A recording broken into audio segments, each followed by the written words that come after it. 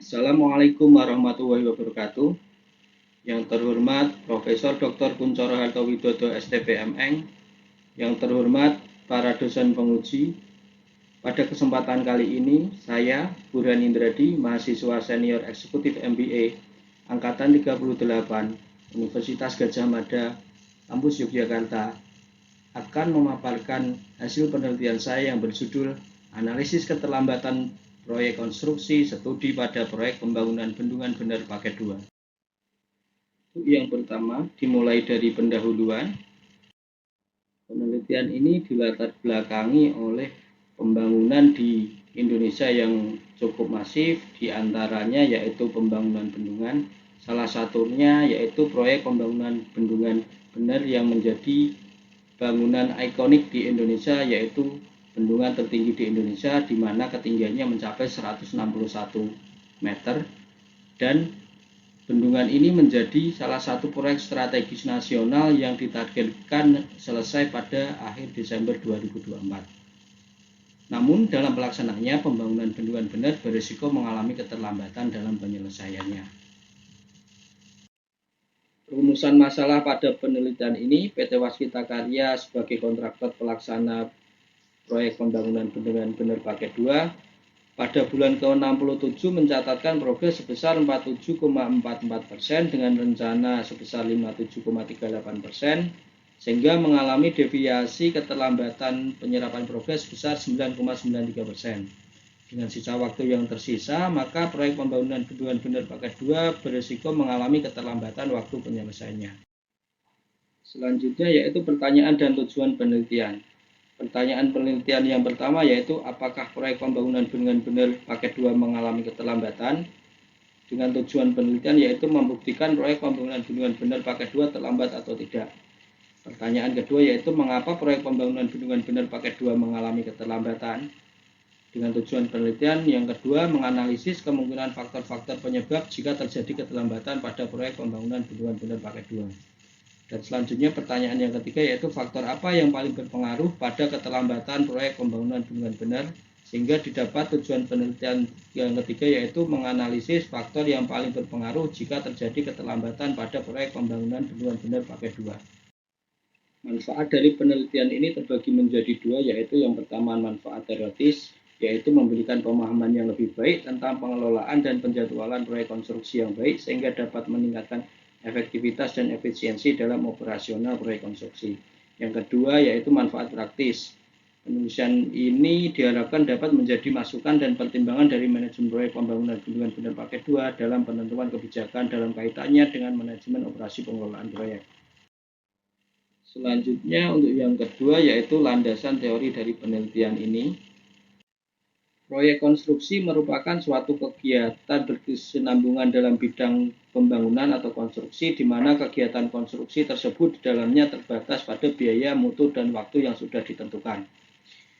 Menurut Gessner, proyek konstruksi merupakan suatu kegiatan yang saling berkaitan untuk mencapai tujuan tertentu dengan memerlukan resource atau sumber daya yang ada, yaitu manusia, material, mesin, metode, money, information, dan waktu.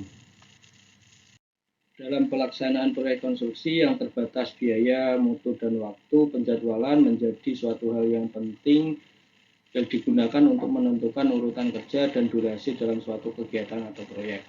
Dan pelaksanaannya sendiri, penjadwalan yang digunakan adalah menggunakan kurva S, di mana kurva S menampilkan persentase kumulatif rencana dibandingkan dengan persentase pencapaian progres di lapangan. Untuk mencari akar permasalahan dalam suatu proyek, maka dilakukan analisis dengan menggunakan fishbone diagram, di mana fishbone diagram adalah sebuah diagram yang menyerupai tulang ikan yang dapat menunjukkan sebab akibat dari suatu permasalahan. Menurut Heiser dan Lender pada 2015 menyatakan bahwa diagram sebab akibat ialah suatu visualisasi yang mengilustrasikan keterkaitan antara masalah satu dengan hasil dengan faktor yang menjadi pemicunya. Metode analitikal hierarki proses atau yang biasa disingkat AHP adalah suatu metode pengambilan keputusan yang digunakan oleh Saati pada tahun 1970. Metode ini adalah pendekatan terstruktur untuk menyelesaikan masalah kompleks dan membuat keputusan yang melibatkan beberapa kriteria dan subkriteria, sehingga AHP banyak digunakan dalam beberapa bidang seperti bisnis, rekayasa, ekonomi, dan manajemen lingkungan, serta referensi yang disajikan dalam bentuk tabel dapat dipahami dengan lebih baik. Kemudian berikutnya yaitu metode penelitian. Pada penelitian ini menggunakan metode deskriptif kuantitatif yang didukung dengan naratif interpretatif, di mana metode deskriptif digunakan untuk menggambarkan permasalahan yang menyebabkan keterlambatan. Analisis kualitatif digunakan untuk menganalisis masalah berdasarkan teori yang ada dengan cara melakukan wawancara secara langsung kepada narasumber yang terlibat. Kemudian informasi yang didapat dari hasil wawancara tersebut dianalisis dengan fishbone diagram untuk mencari faktor-faktor yang mengakibatkan keterlambatan proyek serta akar permasalahannya. Kemudian selanjutnya dilakukan pembobotan faktor-faktor keterlambatan tersebut dengan menggunakan analytical relative process atau AHP. Untuk selanjutnya yaitu langkah-langkah dalam penelitian, dimulai dari identifikasi masalah. Kemudian yang kedua yaitu penentuan tujuan penelitian. Selanjutnya dilakukan studi literatur atau studi pustaka. Dan selanjutnya yaitu pengumpulan data, baik data primer maupun data sekunder. Selanjutnya data primer yang didapat dari wawancara langsung dengan pihak yang terkait dengan proyek bendungan bener paket 2 dilakukan rekapitulasi dengan menggunakan kuesioner. Hasil rekapitulasi kuesioner tersebut selanjutnya dilakukan perbandingan metrik berpasangan sehingga didapat pembobotan dari hasil perhitungan.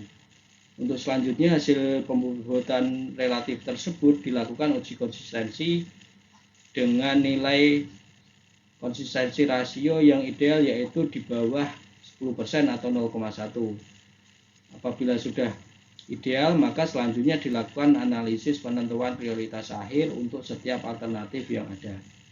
Setelah itu dilakukan penarikan kesimpulan dan saran terhadap penelitian tersebut.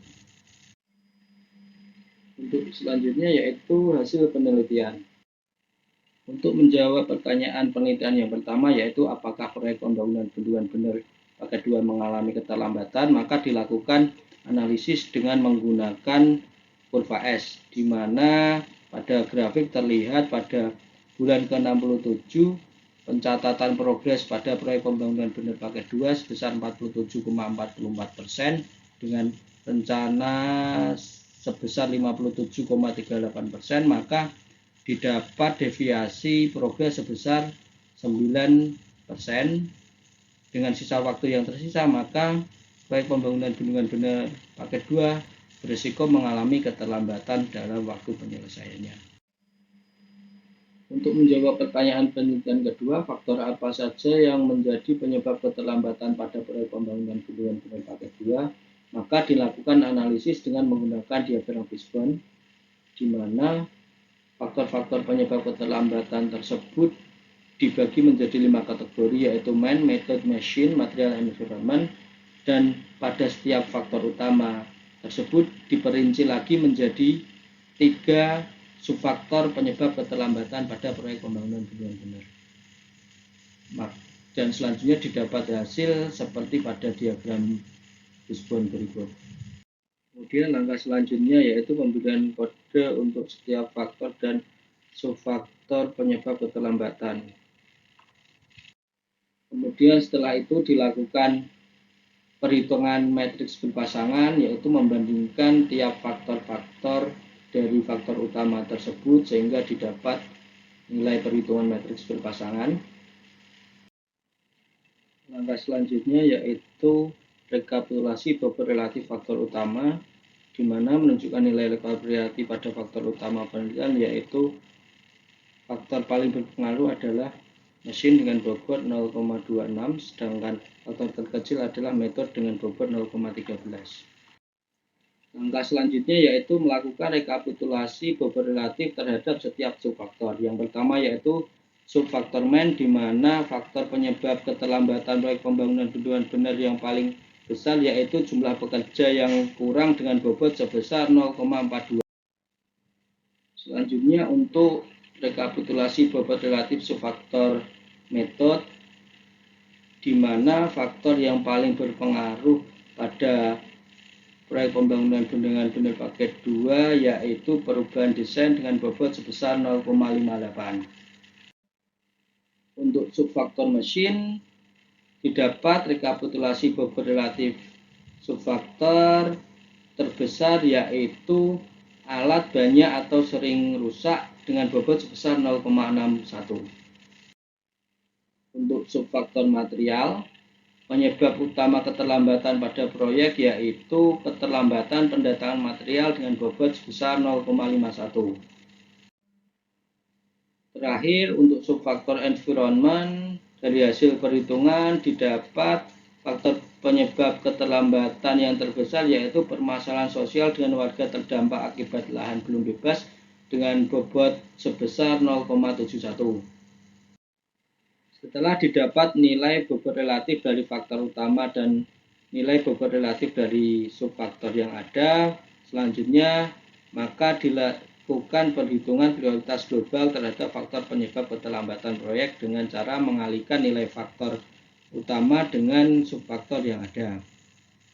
Dari hasil perhitungan maka didapat faktor yang paling berpengaruh pada keterlambatan proyek pembangunan bendungan bener paket 2 yaitu permasalahan sosial dengan warga terdampak akibat lahan belum bebas dengan bobot keseluruhan sebesar 0,163. Hasil perhitungan AHP tersebut kemudian dapat disajikan dalam bentuk grafik sehingga terlihat dengan jelas faktor yang paling berpengaruh pada keterlambatan proyek pembangunan bendungan bener paket 2 adalah permasalahan sosial dengan warga terdampak bendungan bener dengan bobot relatif sebesar 16,27% dan faktor yang paling tidak berpengaruh adalah penambahan pekerjaan baru dengan bobot sebesar 1,86%.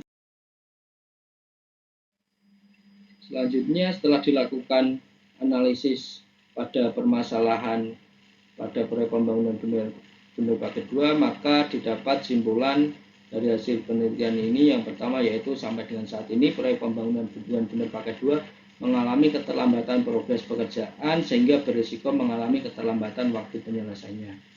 Hal ini menandakan adanya beberapa faktor kemungkinan penyebab keterlambatan. Kesimpulan yang kedua yaitu melalui analisis menggunakan fishbone diagram ditemukan bahwa keterlambatan pada proyek ini dapat ditelusuri ke 5 faktor utama yaitu man, method, machine, material, dan environment dan diperinci lagi menjadi 15 subfaktor.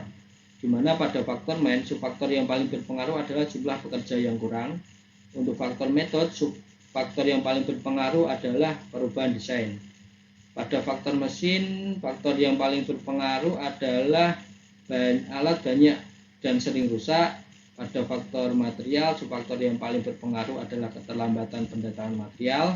Selanjutnya untuk faktor environment, subfaktor yang paling berpengaruh adalah permasalahan sosial dengan warga terdampak akibat lahan belum bebas. Selanjutnya kesimpulan yang ketiga yaitu berdasarkan analisis AHP dari faktor-faktor yang paling berpengaruh terhadap keterlambatan proyek pembangunan bendungan bener paket 2, nilai bobot berturut-turut sebagai berikut yaitu pertama permasalahan sosial dengan warga terdampak akibat lahan belum bebas sebesar 0,1627, yang kedua alat banyak atau sering rusak dengan bobot 0,1317 dan yang ketiga keterlambatan pendatangan material sebesar 0,1026.